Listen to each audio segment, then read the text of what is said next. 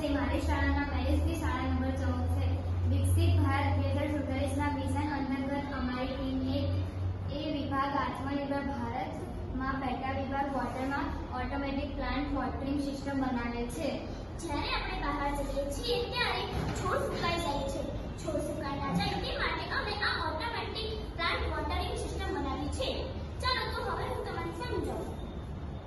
આ છે soil sensor, water pump, 9 volt relay module, jumper wire, pipe, 9 volt battery, આ બધાની મદદથી આપણે આ મોડેલ બનાવી શકીએ છીએ.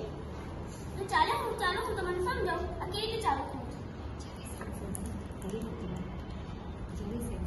જ્યારે સેન્સરને કોરી માટે મૂકીએ છીએ ત્યારે પાઇપ